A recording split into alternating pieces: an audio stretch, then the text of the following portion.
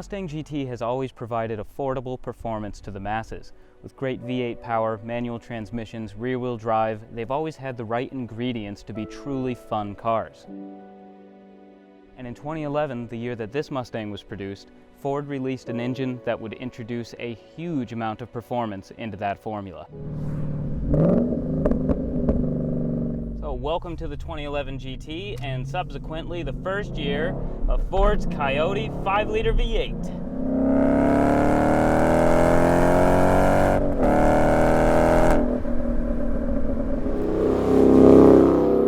As you could probably guess, this engine dominates the driving experience. Hit the gas from basically anywhere in the power band and the Coyote just performs. This thing is powerful all through the rev range.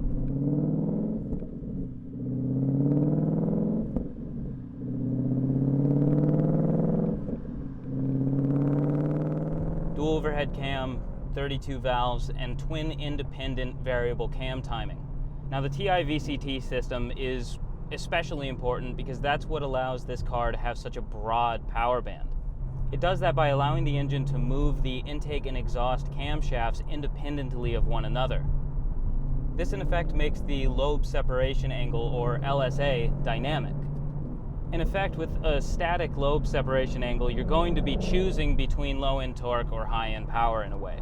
Whereas the Coyote, with its ability to move those camshafts individually, you get the best of both worlds. And it's one of those things where you really can feel it. I mean, the engine loves to be up top. It makes great power all the way to redline, but then down low, you're cruising at 1500 RPM, and there's tons of torque available, and it feels perfectly happy loping around at 12 to 1500.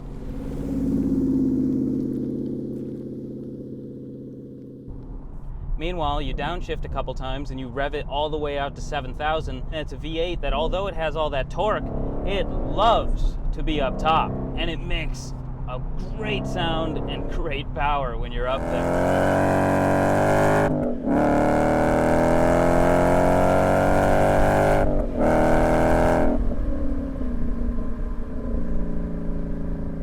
Now, although the Coyote takes to modification really well, in fact, it takes boost better than you would expect for such a high compression V8. I'm happy with leaving mine in pretty much stock trim. I mean, the drivetrain, the engine on this car is 100% stock.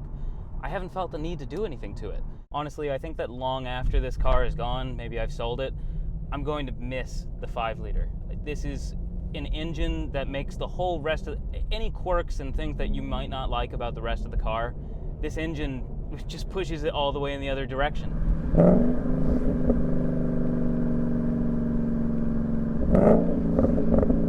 Something I wasn't really expecting, but that I'm very happily surprised by, is the pedal positioning is just perfect for heel-toe downshifts. Rev matching this car is extremely easy, due largely in part to how quickly this engine will rev. For a big 5-liter V8, it just, it's very snappy. Say like my Z4M, for example, little inline, smaller inline 6, but it's got such a heavy flywheel that you really have to kind of boot the throttle when you go to rev match. Whereas this, just a tiny little blip will basically give you everything that you need. Now that brings us pretty smoothly to one of the only big downsides of this generation of GT, or actually everything from here onward to now. It's the Getrag transmission, the MT82. Now, being the first year of the MT82, we basically know that this is the worst example of it possible. They've gotten a lot better in the S550, and they've gotten a lot better even since the S550 came out, just tweaking and modifying and adding better parts to what was kind of a cheap transmission, especially in this car. There's a lot of kind of quality concerns with this trans. Now, with that said, I'll say this: it is nowhere near as bad as some people would have you believe. If you're deliberate with your shifts and you take the time to get used to it, you'll find that it's not as bad as maybe you would expect going in. But with that said, it's definitely not a transmission that I try to shift all that quickly very often. It's just not very confidence-inspiring. But with all of that said, if you're looking to own one of these cars, the thing that you want to know is, do you get used to it, do you adapt to it, and is it as bad as, say, when you first drive it? Well, having put 10,000 miles on this car, I've definitely adapted to it. So what happens when you get yourself onto a back road in one of these? Do you suddenly spin off the road and go straight into the nearest group of people? No. I'm sorry to burst anyone's bubble here, but the only thing that's taking out those crowds of people at those car shows are the drivers of the cars.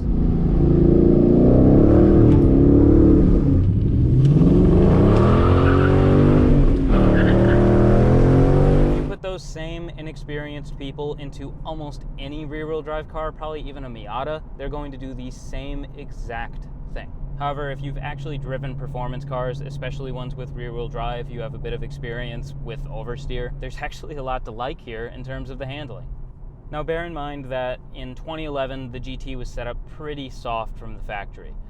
There's definitely a bit of body roll, and there's more brake dive and squat under acceleration than I would personally want. But once the car sets and the weight transfers, you can actually really feel that the chassis is capable. It's nicely balanced and it's easy to drive.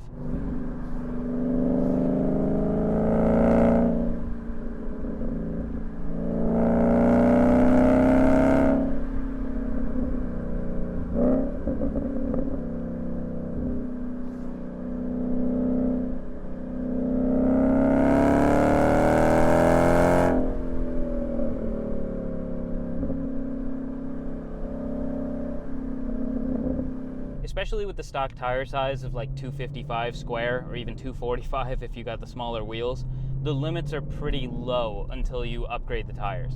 And that's not a bad thing because it's a great way to learn the car. If you leave those skinny tires on it, you're going to find that if you go to the power early, mid-corner, it's going to send you into a slide and it's really easy to catch. It's a great way to learn the limits of the car in a more controlled environment.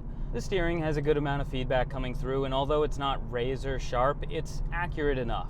With a long wheelbase, limited slip differential, and lots of steering lock, there's really no excuse for people to be losing control of these cars as often as they do. Now, being a bit more critical, in stock form, this 2011 is definitely a bit too soft for how much performance it has. And particularly at high speeds, you start to feel a little bit too disconnected from the road. Now, as far as the live rear end is concerned, I can count the number of times that it's been a problem or that I've even noticed it, like on one hand in the entire time that I've owned the car. You have to be in a very specific scenario to notice it. Mid-corner, you hit a bump, the rear goes over it, and you're on the power at the same time. That's where you're going to feel it hop. And it's not like it's going to send you shooting sideways in a way that you can't control, but it will feel a bit unnerving the first time that it does it to you. However, even completely stock like this one is, the GT is an enjoyable car to drive from a handling perspective. If you believe the stereotypes and then go actually drive one of these, I think you're going to be surprised. It's easy to balance on the limit, and if you're patient with the throttle, you can manage the rear end without much trouble at all. In terms of performance, I see these Mustang GTs as total blank canvases. Ford set them up to be capable, fun street cars from the factory and to be very usable every single day. However, if you want more of anything with one of these, the aftermarket has you covered. Making a sharper street car, a dedicated drag racer, circuit racer, or even a drift car. It's possible if you have the funds, and the car will respond to it very, very well. Let's take a moment and talk about the interior of these S197 Mustangs. Nice bits of classic styling meet pretty substantial cost-cutting, unfortunately. I love the gauges and the overall aesthetic of the interior, and I think it's pretty nice to look at overall. However, ergonomically and from a quality perspective, there's a lot left to be desired. For example, why do you make the entire dash out of a soft touch material and then put hard plastic on the center console and on the door panel where you're going to rest your arms? It doesn't make a whole lot of sense.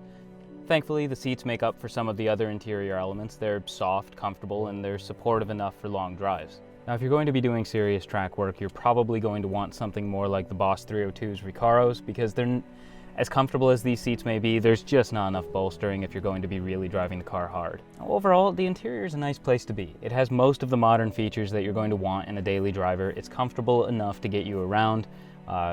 Although some of the quality is obviously questionable, if you find one that's been well maintained and it's in good condition, I think that most people are going to be pretty happy with it.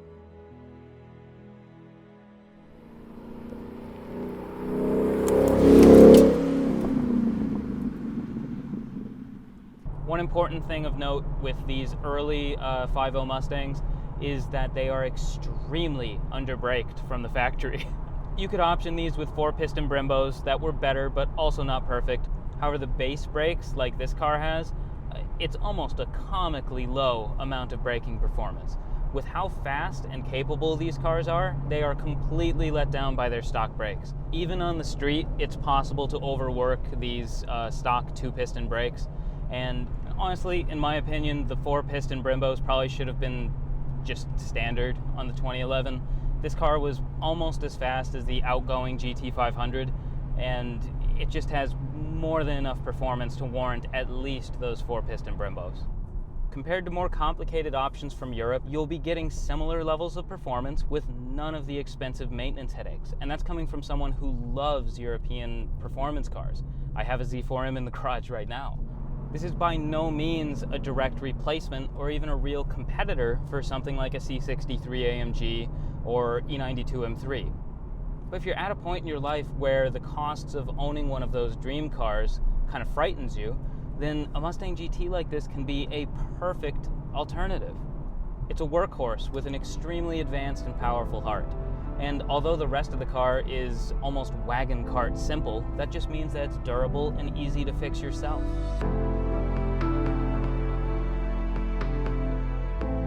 As easy and sometimes fun as it can be to rip on these cars for how often they're crashed and the ham-fisted morons behind the wheel when that happens, we can't lose sight of the fact that this is an affordable, extremely capable, and fun street car. If you have common sense, a bit of experience, or hopefully both, I think you're going to find that these are rewarding cars to drive, even at the limit. So if you need a car to do it all and that won't break the bank, this might do the trick.